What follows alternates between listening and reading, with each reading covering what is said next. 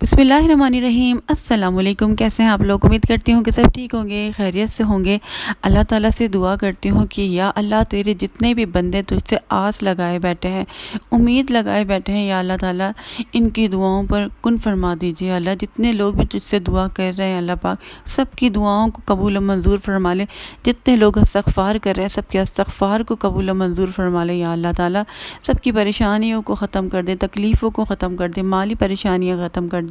بیماریوں سے یا اللہ پاک سب کی حفاظت فرما، اور اللہ پاک جو بیمار ہیں ان کو بیماریوں سے نجات عطا فرما اللہ پاک، آمین ثم آمین۔ تو جس سورت کے بارے میں، جس وظیفے کے بارے میں آج میں آپ لوگوں سے بات کرنے کے لیے جا رہی ہوں، اس وظیفے نے بہت سارے لوگوں کی زندگیوں کو بدل دیا اور بہت سارے لوگوں کی حاجت پوری ہوئی۔ خاص طور پر بہت ساری بہنیں ہیں جو اولاد کے لیے پریشان ہیں، تو اس وظیفے کو کرنے سے نہ صرف اللہ تعالیٰ نے ان کو اولاد دی، بہت سارے لوگوں کی یہ خواہش تھی کہ اللہ تعالیٰ ان کو بیٹے کی نعمت سے نوازیں، تو اللہ تعالیٰ نے ان کو بیٹا دیا ہے۔ اور بہت سارے لوگوں کی شادی کا مسئلہ یا بہت سارے مسئلے مسائل تھے، کسی بھی حاجت کے لیے لوگوں نے پڑھا ہے تو ان کی حاجت پوری ہوئی ہے، اور میں نے بہت زیادہ اس کے کامنٹس پڑھے ہیں، میں نے ویڈیوز بہت زیادہ دیکھی ہوئی ہیں، اور میری آڈینس میں سے بھی کافی لوگوں نے مجھے کہا کہ آپ سورہ محمد کے بارے میں بات کریں، کیونکہ میں نے خود سے یہ پڑھی ہوئی نہیں تھی۔ ویسے تو میں پڑھتی ہوں، لیکن وظیفہ یا میں اس کو ریگولر نہیں پڑھ رہی تھی، اس لیے میں نے اس کے بارے میں بات نہیں کی۔ پھر مجھے اس کے بارے میں جاننا بھی تھا، حدیث وغیرہ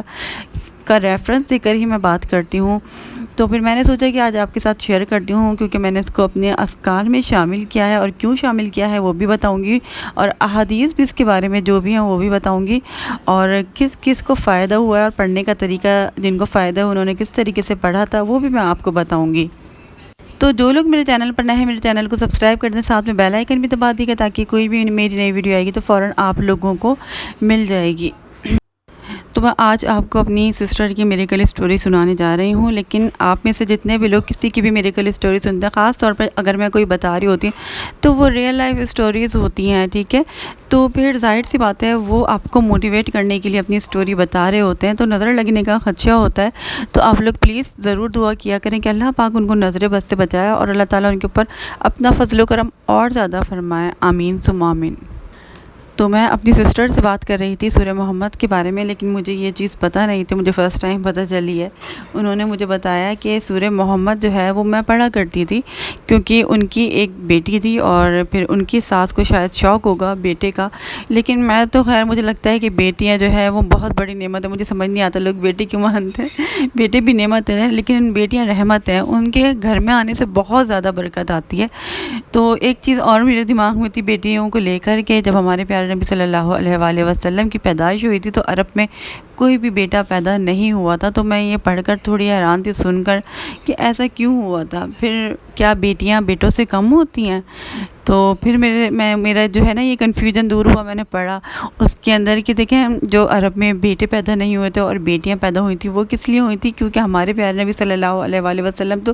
پوری دنیا کے لیے رحمت بن کر آئے تھے نا، اور بیٹیاں بھی رحمت ہیں، تو اسی لیے بیٹیاں نہیں ہوئی تھیں اس دن، کیونکہ عرب میں لوگ بیٹیوں کو پیدا ہوتے ہی دفنا دیا کرتے تھے۔ تو یہ اللہ تعالیٰ کی طرف سے جب ہمارے پیارے نبی صلی اللہ علیہ وآلہ وسلم پیدا ہوئے تو اللہ تعالیٰ نہیں چاہتے تھے کہ اس دن کسی رحمت کو دفنایا جائے، تو پھر اسی لیے بیٹے پیدا ہوئے تھے۔ ایک بار سبحان اللہ کہتے ہیں اور درود شریف ضرور لازمی پڑھیں صلی اللہ علیہ وآلہ وسلم۔ تو پھر میری سسٹر نے کہا کہ میری ایک بڑی بیٹی ہوئی، پھر جب میری دوسری اولاد ہونے والی تھی تو میری ساس نے مجھے کہا کہ تم سورہ محمد پڑھو، انشاءاللہ تعالیٰ تمہیں بیٹا ہوگا، تو پھر میں سورہ محمد پڑھتی تھی، اور انہوں نے کہا کہ میں جمعے کے جمعے پڑھتی تھی، اور ویسے بھی میں کسی بھی دن پڑھ لیا کرتی تھی، ریگولر بالکل نہیں پڑھتی تھی، لیکن ایسا تھا کہ پڑھتی رہتی تھی ہر تھوڑے دن بعد نا، میں اس کو پڑھتی رہتی تھی۔ تو اللہ تعالیٰ کے کرم سے جو ہے نا مجھے اللہ تعالیٰ نے بیٹی کی نعمت سے نوازا۔ اس کے بعد بتاتی ہیں کہ مجھے بہت زیادہ آسانی ہوئی تھی جو بچوں کی پیدائش ہوتی ہے نا اس میں۔ تو بہت ساری بہنوں کے میں نے کامنٹس پڑھے ہوئے تھے نا، تو اس کے اندر یہ انہوں نے بتایا ہوا تھا کہ اللہ تعالیٰ نے ہمیں بیٹے سے نوازا، اللہ تعالیٰ نے ہمیں بیٹے سے نوازا، اور بہت سارے لوگ آپ دیکھ سکتے ہیں کہ پڑھنے کا طریقہ جو بتاتے ہیں وہ الگ الگ طریقے سے ہوتا ہے، تو میں نے بھی اس کو اپنے اذکار میں شامل کیا ہے۔ میں نے کس طریقے سے شامل کیا، میں نے سوچا ہے کہ میں ایک دفعہ تو ضرور پڑھوں گی، کیونکہ یہ بہت آسان سورہ ہے اور بہت چھوٹی سی سورہ ہے۔ اگر آپ کو کوئی ریکمینڈ کرتا ہے، کوئی بتاتا ہے وظیفے کے طور پہ کہ 2 مرتبہ 3 مرتبہ پڑھ لیں، تو آپ کی مرضی ہے، آپ پڑھ سکتے ہیں، اور اگر وظیفہ دیکھ کر کرنا چاہیں تو آپ کر سکتے ہیں، لیکن میں نے اپنے اذکار میں جب اس کو شامل کیا تو میں نے سوچا ہے کہ میں اس کو روز پڑھوں گی۔ لیکن میں روز کیوں پڑھوں گی؟ کیونکہ میں نے جو احادیث پڑھی نا وہ سن کے میں بہت زیادہ موٹیویٹ ہوئی ہوں۔ تو میں آپ لوگوں کو اس سورہ کے بارے میں بتاتی ہوں تھوڑا سا۔ تو سورہ محمد ہمارے پیارے نبی صلی اللہ علیہ وآلہ وسلم کے نام سے بھی منسوب ہے، اسی لیے ہم لوگوں کو بہت زیادہ پیاری، اور اس کی فضیلت بھی بہت زیادہ ہے۔ فضیلت بھی اس کی بتاؤں گی، لیکن پہلے میں آپ کو بتا دوں کہ سورہ محمد جو ہے وہ غزوہ بدر جب ہوا تو اس کے بعد نازل ہوئی تھی، ٹھیک ہے۔ تو اس جو غزوہ بدر میں جو حالات تھے اس وقت، جو سب کچھ ساری چیزیں چل رہی تھیں، جو معجزات ہوئے، تو سورہ محمد جو ہے نا وہ حالات اور وہ واقعات اور وہ معجزات بتاتی ہے۔ غزوہ بدر میں مسلمانوں کی تعداد نہایت ہی کم تھی، لیکن کفار کی تعداد بہت زیادہ تھی، حالانکہ ان کے پاس ساری فیسلٹیز بھی تھیں، سب کچھ تھا، لیکن اس کے باوجود اللہ تعالیٰ نے مسلمانوں کو فتح دی، کیونکہ ان کے پاس ایمان کی قوت تھی۔ تو ہتھیاروں سے کچھ نہیں ہوتا، آپ نے دیکھا ہوگا نا، بہت سارے ملک ہیں جو آپس میں جنگ لڑتے ہیں، ایک ملک کمزور ہوتا ہے اور ایک کے پاس بہت زیادہ آرمی ہوتے ہیں، ہتھیار بھی ہوتے ہیں، لیکن ان کے پاس ایمان کی قوت نہیں ہوتی تو وہ ہار جاتے ہیں۔ تو غزوہ بدر میں 313 مسلمان تھے، ٹھیک ہے۔ ٹوٹل مسلمان جو تھے وہ 313 تھے، جبکہ کفار کی تعداد کتنی تھی؟ 1000 اور 313 میں کتنا زیادہ فرق ہے۔ اور 7 اونٹ تھے اور 2 گھوڑے تھے، جبکہ کفار کے پاس کتنے؟ 700 اور 70 میں کتنا فرق ہے نا؟ 700 اونٹ ان کے پاس تھے اور 70 مسلمانوں کے پاس تھے، اور 300 گھوڑے تھے ان کے پاس کفار کے پاس، اور صرف 2 گھوڑے تھے مسلمانوں کے پاس۔ اس کے علاوہ ان کے پاس 600 سپاہی تھے جو ہتھیاروں سے لیس تھے، اور مسلمانوں کے پاس کتنے تھے؟ صرف 6، اور مسلمانوں کے پاس صرف 8 ہتھیار تھے۔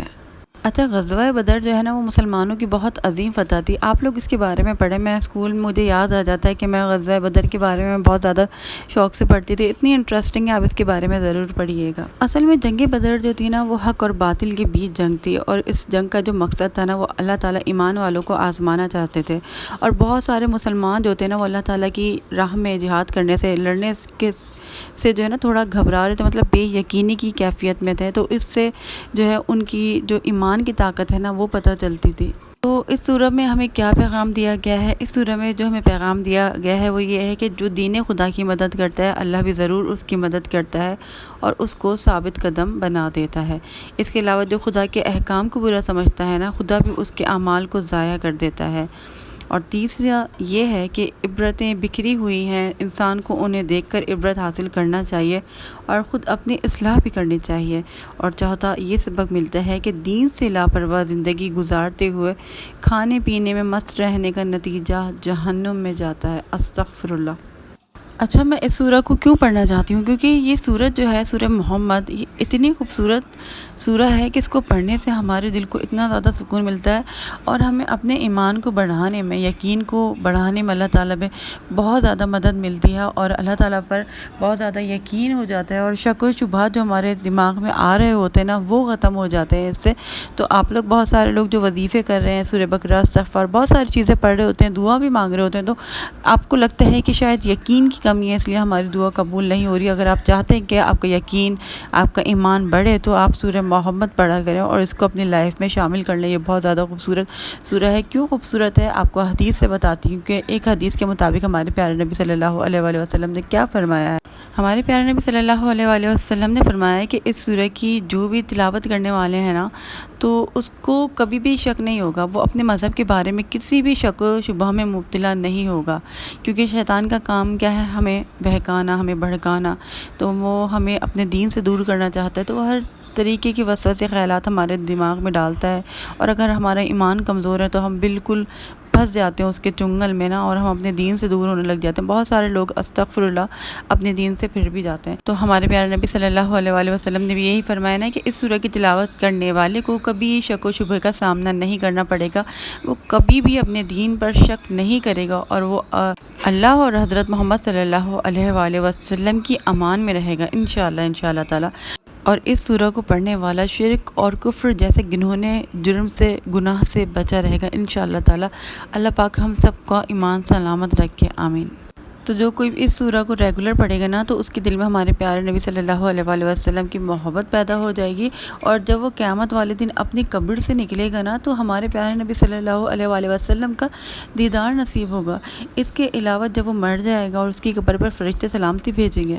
تو یہ جو فضیلتیں ہیں نا میرے دل کو چھو گئی۔ اچھا احادیث کے مطابق تو اس کے یہ بینیفٹس جو میں نے آپ کو بتائی ہیں، باقی لوگ جو وظیفے کے طور پہ کرتے ہیں، کسی بھی مقصد کے لیے پڑھتے ہیں، ان کو وہ مقصد حاصل ہو جاتا ہے، بیٹی کے لیے کر رہے ہیں یا بچوں کے لیے کر رہے ہیں، شادی کے لیے کسی بھی مقصد کے لیے کر رہے ہیں، تو ان کو وہ مقصد حاصل ہو جاتا ہے۔ تو آپ بھی کریں، آپ کا بھی جو مقصد ہے، انشاءاللہ اگلے ولاگ میں ملاقات ہوگی۔ اللہ حافظ۔